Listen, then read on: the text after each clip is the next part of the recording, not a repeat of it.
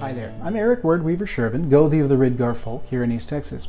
I'd like to welcome you to The Raven's Call. It's a show where I ramble on about different heathen-related subjects, some more introductory, some more advanced and abstract. Today is the third video in the soul complex. We have done previously the mental and spiritual aspects. Today we're going to touch on the physical. So please, if you haven't seen the previous videos, go back and watch those. And like I've said in the previous videos, this is my interpretation. This is informed by my research and by my experience. It is not reflective of everyone's view. No two people are going to see it exactly the same. And similarly, no two tribes viewed things exactly the same way back in the day. Okay? So, here we go. Now, the physical body itself still comprises part of the soul complex. Okay? It is a spirit form in and of itself. It just exists in the material world as opposed to, say, the hammer or firth, which exists more in the spiritual world. I see the mind as existing kind of between those two barriers, and the ond is the bridge, the gap. Okay? Now, the physical body, the physical form, is what I refer to as the lich.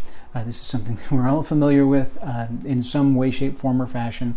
Lich literally refers to just the physical body, the corpse, the base material that is animated by the spirit. So, the lich is how the spirit interacts in the physical world. We've got, the spirit world where the hammer can go out and interact in that realm, but the lich is how we interact in the physical world.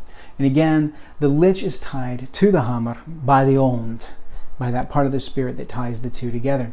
The lich itself is the physical being. It is purely our physical body. Now, we touched before on the alder, the length of life, the battery, the spiritual battery that powers the body.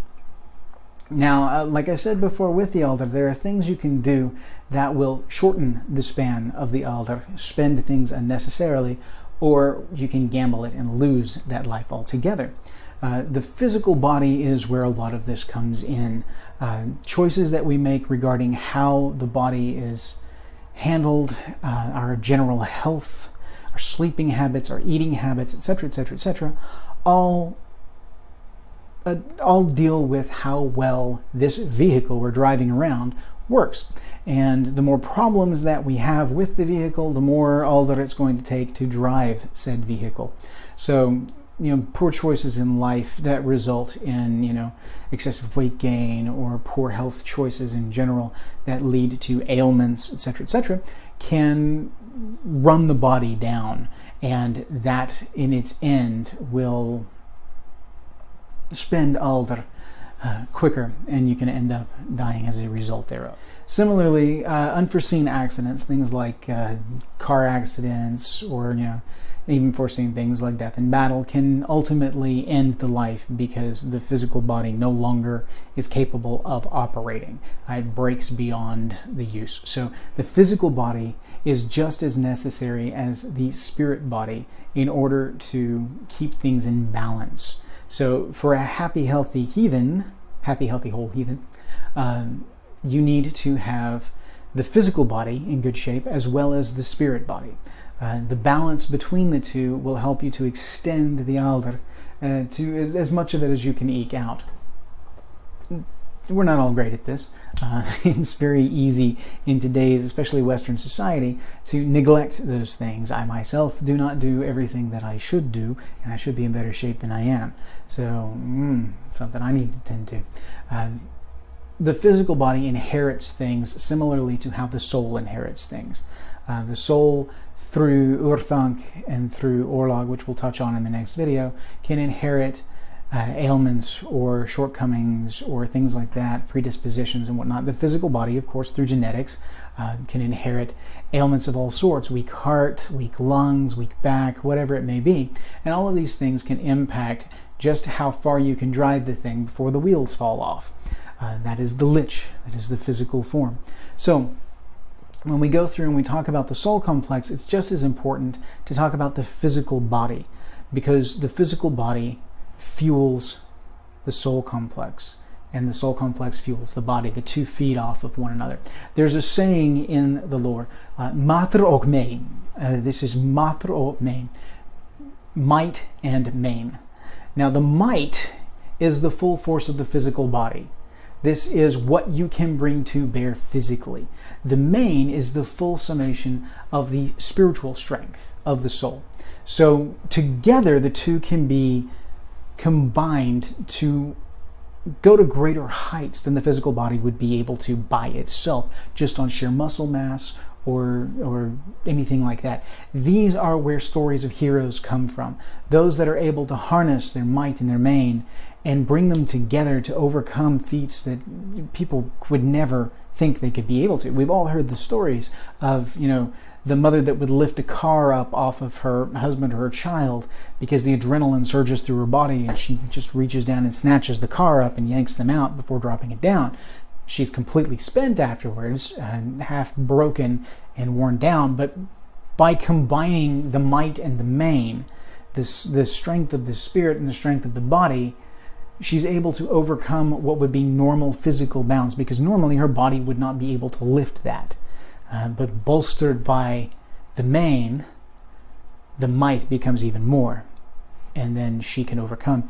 In the stories of Dragon Slayer, Sigurd the Dragon Slayer, in Beowulf, and all these other stories that we've got in the lore, these heroes overcome incredible feats and fight incredible monsters, and they do so by bringing the fullness of their might and main to bear. So a person can have an incredible main, incredible spirit strength, but a weak lich won't be able to adequately utilize those things. It won't be able to utilize that energy to its fullest. So the might aspect doesn't equal the main, and it doesn't translate into the physical world well. If it does, it's at a weakened point because this isn't pulling its weight. So matro main is a thing that it's the balance between the physical and the spiritual. So the essence of what I'm trying to take away from this particular aspect here is that the physical body needs to be tended to just as much as the spiritual body. If a person wants to be all the heathen that they can be, then they don't have to be a paragon of physical stature. They don't have to be some Norse god in full vigor, but the body needs to be kept in fairly decent shape if you're going to be able to keep going and be able to use the spirit energy to its fullest. The two have to balance one another, and through that connection, be able to bring the fullness to bear. We touched before in the mind about the will which puts into action the thoughts and memories and choices, decisions of the mind. It is the operating mechanism that runs the lich. Okay, the spirit complex will fuel the lich, but the pilot seat is up in the mind aspect. So all of this that we do, the will brings to bear and drives the actual physical body to do what it needs to do. So this one's a little bit shorter because the full capacity of the physical aspect is the lich. We know a great deal about the lich because of medical science, because of genetic histories, sciences, these things. It is a physical tie to our ancestry passed down through genetics to your specific genetic line, your specific family line. But it is not the only aspect. There are aspects of the firth that are passed on through family lines as well. Those are not necessarily tied to bloodlines either. There's evidence in the lore that a person who's fostered or adopted into a family, brought into the weird of that family, can inherit Orlog from that family line as well. So while the physical body ties to a specific genetic line, the rest of the soul complex can actually bring from the extended family through oath and through adoption, fostering, all those things, the weird ties, the Orlog ties, can bring those in as well. And all of that can have an effect on the physical body. We talked before about the impact of mind on body, of the spirit on body, like the failure of the Ond to set with the lich in prenatal, in the womb, can lead to stillbirth. There's other ways that the firth can interact with the lich and have an impact as well. Certain things within the mind can have an impact on how well the body operates. Foggy mind, weakened will can impact your ability to physically control the lich, control the body. Similarly, weakened soul aspects in the firth, the hammer or the Ond, can have an impact on the body as well. Look at end of life, somebody who by all means should be physically fit, the body's running perfectly, all of this, the alder eventually runs out, and then the body begins to decay and break down upon itself until it just can no longer do it. So the lich itself is impacted by the rest of the soul complex, but it also impacts the rest of the soul complex as well. If you're not feeding the body, then if you're not taking care of the body, then those other aspects begin to suffer, especially when it comes to things like the mind, which kind of bridges the gap between the spiritual and the physical. So that's the lich, guys. I hope you enjoyed this. Stay tuned. The next section is going to be Orlog. That's the elements of the soul complex that are inherited, various reasons. This one's particularly interesting. It gets kind of out of the norm, and I really like where that goes. This one's, of course, shorter than the others by virtue of the fact that it's just the body. If you want to know more about the lich, then take an anatomy and physiology class, any kind of health-related stuff.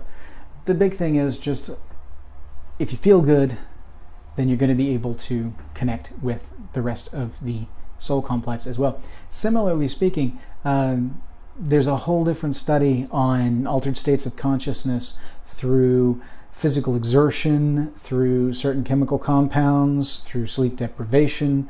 These are things where you can push the body in such a way that you will shift the mind and be able to perceive things differently, be able to touch into things like seed work and be able to read weird, things like that. So there's a lot of different ways that the lich interacts with the soul. And so in the next one, we will, of course, like I said, touch on Orlog, and we'll get to that here in another week. So if you like these videos, please hit like below, subscribe to my channel. But subscribing is not enough, as I've said before, and I won't belabor the topic. Hit the notification bell so you can stay up to date on everything. Just hitting subscribe isn't enough. Follow me on Facebook at Word-Weaver Productions. It's an open group. Everybody can join in. Great networking. Lots of fun. So join in. Love to see you there. And then you can follow me on Twitter. Not that I use it a whole lot. I'm not great at Twitter, but E_Sjerven. That's SJERVEN. You can also email me at esjerven@gmail.com if you've got any questions. All right. In the meantime, you guys hang in there. Have a good one. See you next time.